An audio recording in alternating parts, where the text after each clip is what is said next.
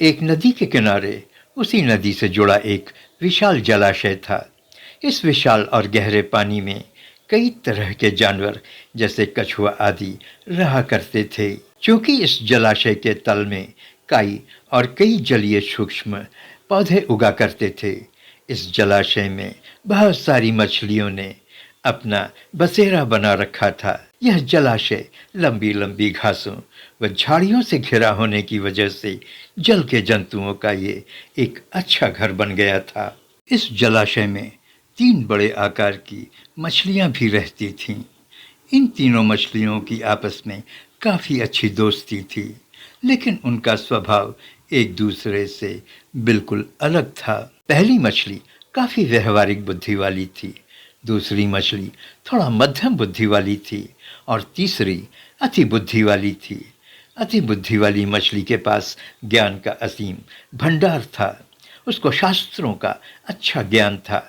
मध्यम बुद्धि वाली मछली उतना ही सोचती थी जितना उसको ज़रूरत होती थी, और जितने में उसका काम हो जाए।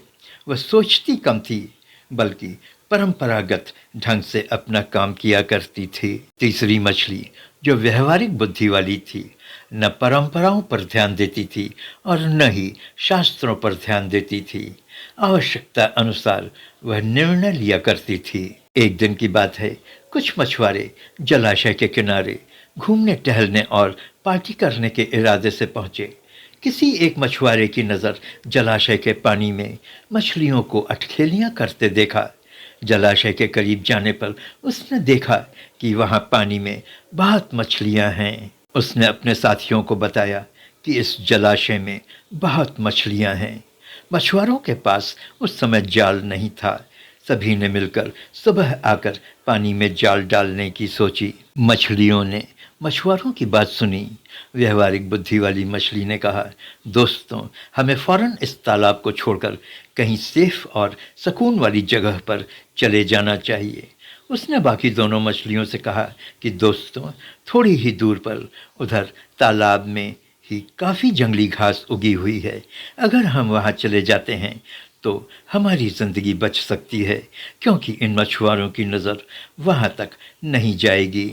मध्यम बुद्धि वाली मछली ने कहा, भाई देखो, हमारे पूर्वज यहाँ सदियों से रहते आए हैं। मछुआरे तो तब भी आते थे, लेकिन हमारे पूर्वजों ने अपनी जगह कभी नहीं बदली। तो फिर आज क्यों? हमारे पूर्वज ज़्यादा ठंड पड़ने पर ही वहाँ घास फूस में अपना बसेरा बनाते थे, और अभी ठंड के मौसम को आने में काफ़ी वक्त है। तीसरी मछली जो सबसे कुशाग्र और अति बुद्धि वाली मछली थी, वो दोनों मछलियों की बात सुनकर हंसने लगी और हंसते हुए गर्व से बोली, देखो, लगता है तुम लोगों को शास्त्र का ज्ञान नहीं, शायद तुम लोगों को अपनी काबिलियत का ज्ञान नहीं, या फिर अपनी काबिलियत पर भरोसा नहीं। हम लोग पानी के राजा हैं।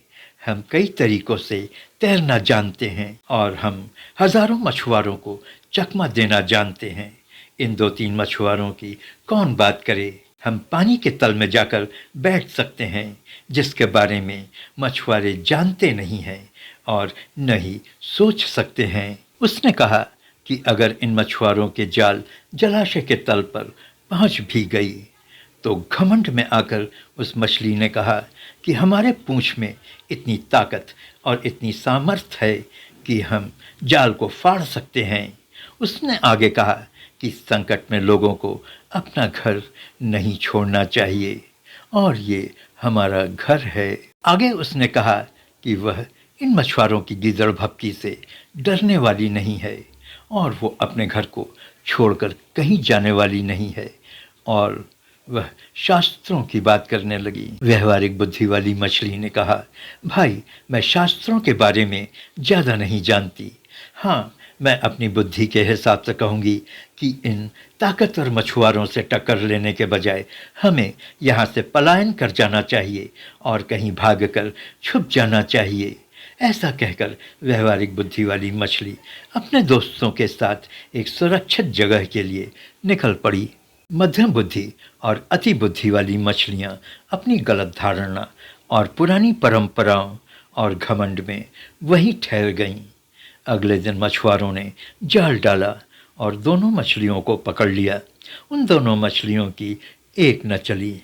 इस तमाशे को देखकर व्यवहारिक बुद्धि वाली मछली ने गहरी सांस ली और मन ही मन कहा कि बेवकूफ़ी का यही अंजाम होता है। इन तीन मछलियों की इस कहानी से हमें यह सीख मिलती है कि मुसीबत के समय हमें समझदारी से काम करना चाहिए, न कि गलत परंपराओं और घमंड में चूर रहकर बड़ी बड़ी बात करनी चाहिए।